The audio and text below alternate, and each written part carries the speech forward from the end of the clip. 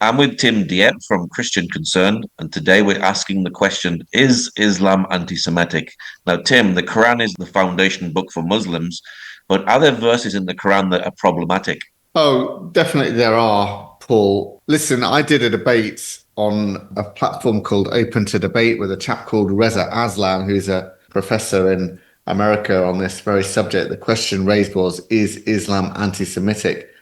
And after sort of mulling about it and praying about it for a while, I thought I should engage in this debate because the texts are so very, very clear. And I could cite multiple verses from the Quran about this. And in fact, if you want a full list and you want more detail, the book that I published this year called The Challenge of Islam, available on Amazon by Tim Dieppe, by me, has it all in there. But just to quote a couple of verses, let's say Quran 5:64, talking about the Jews, and the Jews say, the hand of Allah is chained, chained are their hands, and cursed are they for what they say. Rather, both his hands are extended, he expends however he wills, and that which has been revealed to you from your Lord will surely increase many of them in transgression and disbelief. And we've cast among them animosity and hatred until the day of resurrection.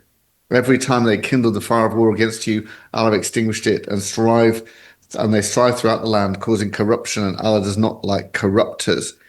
So you see that cast among them animosity and hatred until the day of resurrection. That's like, carrying on right through till this day. Lots of other verses. Here's another one, 582. You'll surely find the most intense of the people in animosity towards the believers to be the Jews, those who associate others with Allah, and you'll find the nearest of them in affection to the believers to be those who say we are Christians. So again, you'll surely find, again, indicating that's ongoing.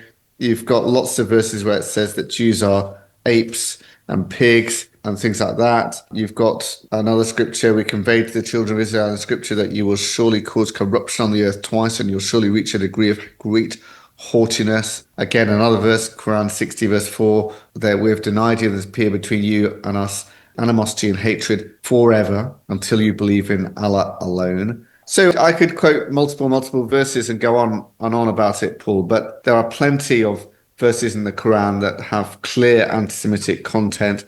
Then we could go on to the Hadith as well, which is the authoritative collected sayings of Muhammad. The most famous one is called the Apocalyptic Hadith. It says this: Allah's messenger said, the hour will not be established until you fight with the Jews, and the stone behind which a Jew will be hiding will say, O Muslim, there's a Jew hiding behind me, so kill him.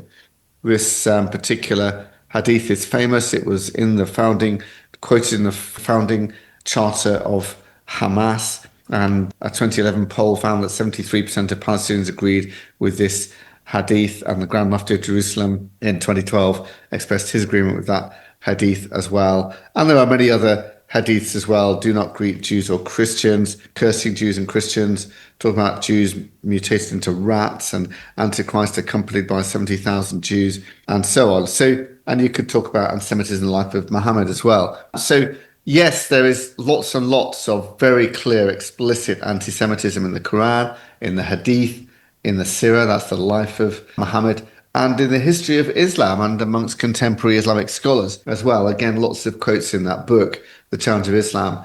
So, and what I'm trying to say really is that, people talk about the Arab-Israeli conflict as if that is the source of anti-Semitism amongst Muslims. Well, it is not. The source of anti-Semitism amongst Muslims is Islam itself.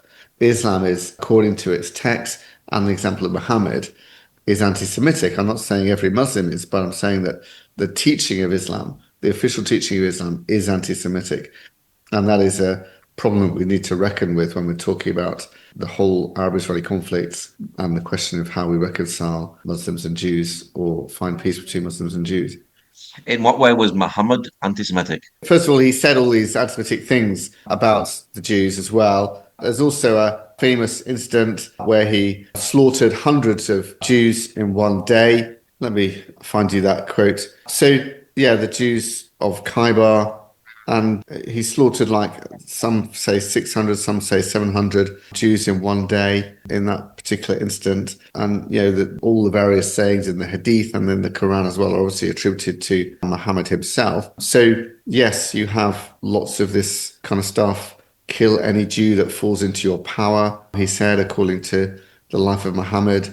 Our attack upon God's enemy cast terror among the Jews. There was no Jew in Medina who did not fear for his life. Threatening Jews to convert, the extermination of the Jewish tribe, where he exterminated some 600 men. And there's one account related in the Hadith of a chap who said, I wasn't killed because I hadn't grown pubic hair yet, but everyone else who had grown pubic hair was killed. That was kind of a death sentence. You brothers of monkeys, has God disgraced you and brought this vengeance upon you, and so on. So yes, multiple examples of anti-Semitism in the life of Muhammad as well. And of course, we see it today in the culture and society, particularly here in Bethlehem. Whereas if a Palestinian goes out and kills himself in the name of Allah, then he's going straight to heaven, isn't he? And he's going to get his 70 virgins. So there's still that sense of violence and kill, and you Well, know that you you're going saw to it go as straight to well, heaven. with October the 7th, they obviously videoed it and so on. And you have videos of some of these terrorists calling up their parents, very excited, I killed a Jew, I killed all these Jews. Isn't it exciting? I killed Jews kind of thing. So, yeah, the anti-Semitism is absolutely root and core of Hamas and the people in Hamas and what they're trying to do. It's absolutely central to it and crucial to it. And my point is it's rooted in the text of Islam itself, not just in sort of, hatred for Israel because of whatever cause they might find for that in the whole history of the conflict. So, that's kind of my point here, that anti-Semitism within Islam goes all the way back to Muhammad in 632 AD. It doesn't start with the foundation of the state of Israel in 1948 or 1967 or something like that. It goes back to 600 AD with Muhammad himself. Are there texts that are favorable towards Jews? Well, not really. I mean, so people try and argue that there are some. And, so here's a text, for example, from Surah 2, verse 47. O children of Israel, remember the favor that I bestowed upon you and that I preferred you over all the worlds or all peoples. But then if you carry on and read later in the same chapter, talk about the Jews again, and you had already known about those who transgressed among you called the Sabbath, and we said to them, be apes, despised. And you go on again, that's verse 65, and then verse 90, how wretched is that for which they sold themselves, that they believe in what Allah revealed through their outrage, that Allah would send down his favor upon whom he wills. And for the disbelievers is a humiliating punishment, and never will, and I get to 120 now, never will the Jews and Christians approve of you until you follow their religion. Say indeed the guidance of Allah is the only guidance. If you follow their desires after what will come to you of knowledge, you will have against Allah no protector or keeper. So, in other words, when you look in context, they're not really philo-Semitic. But it's kind of saying, remember how I gave you lots of this favor, but now you've turned away from it and gone wrong against it. Reza, who I debated, Reza Aslan, cited a verse which is in chapter 2, verse 62, which is also 569, the same verse. Indeed, those who believed and those who were Jews or Christians or Sabians before Muhammad, who believed in Allah last day, did righteous and will have their reward of their Lord, and no fear will there be concerning them, and nor will they grieve. It appears to say that Jews and Christians will be saved on the last day, but that verse in particular is regarded as abrogated by chapter 3, verse 85, or chapter 3, verse 19. And chapter 3, verse 85 says, whoever desires other than Islam as a religion, never will it be accepted from him, and he in the hereafter will be among the losers. Verse 19, indeed, the religion in the sight of Allah is Islam, and those who were given the scripture and did not differ except after knowledge had come to them out of jealous animosity between themselves.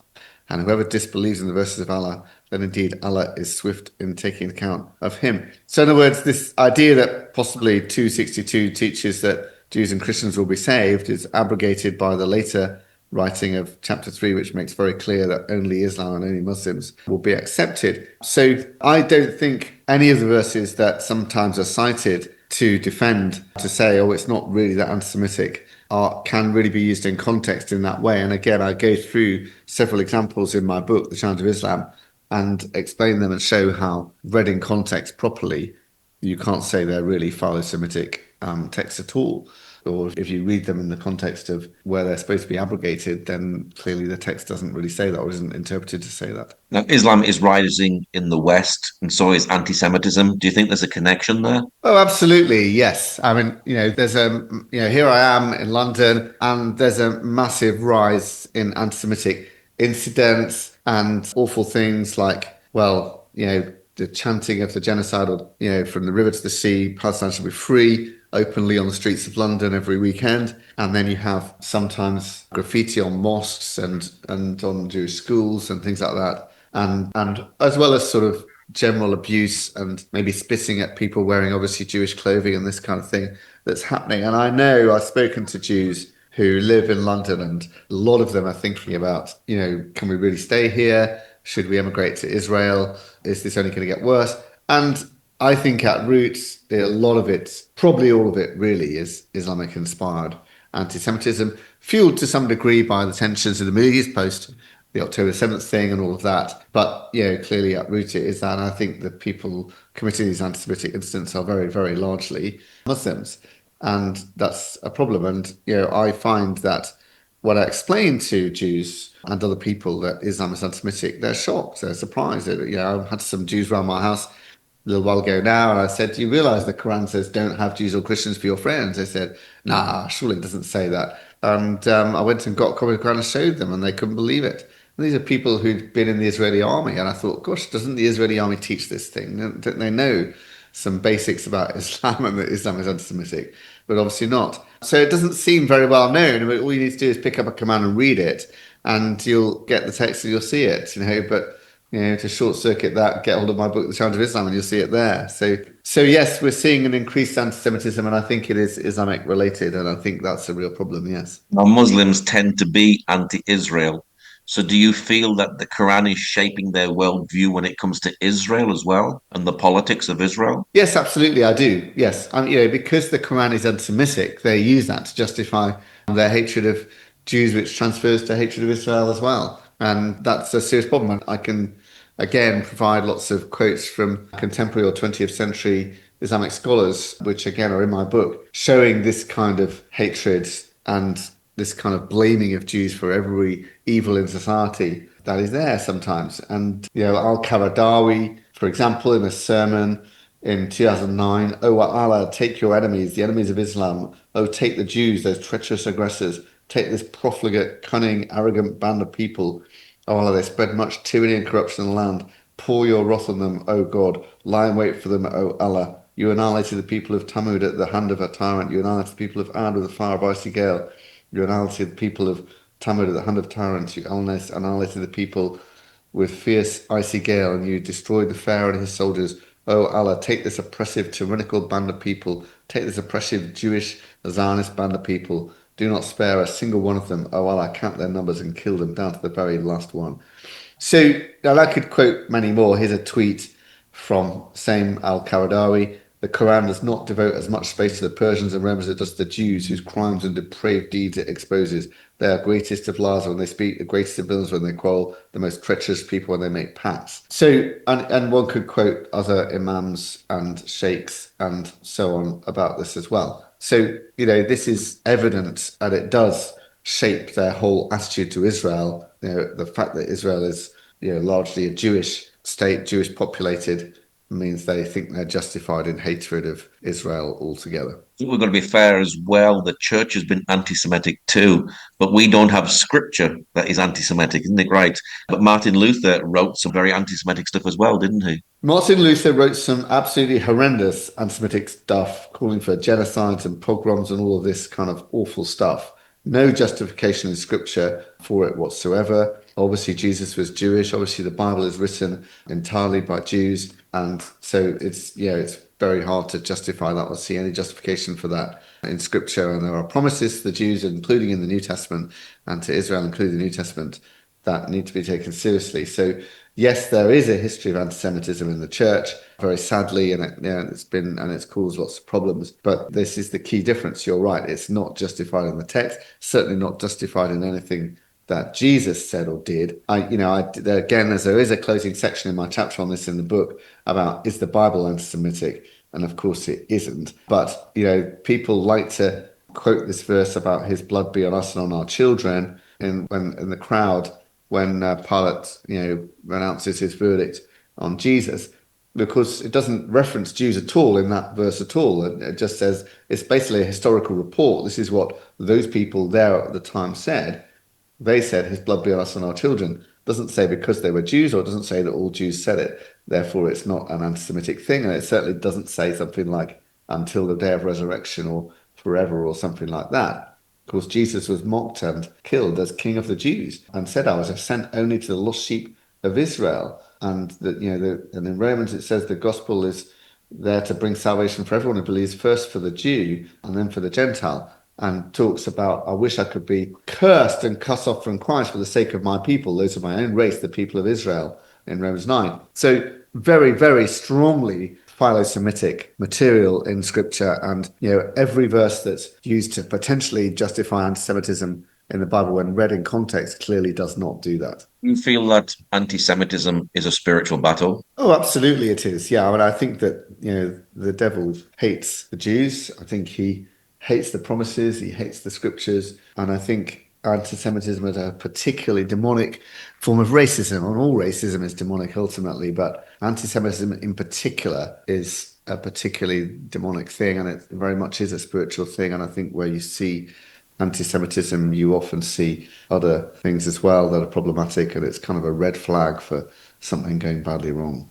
Your book is Challenge of Islam. Where can people get a hold of that? It's on Amazon, so it's on Kindle. It's called The Challenge of Islam, Understanding and Responding to Islam's Increasing Influence in the UK. But just Google The Challenge of Islam by Tim Dieppe and you'll find it. It's easily available and not too expensive. Well, Tim, thank you very much for sharing today. Thank you. Good to chat with you.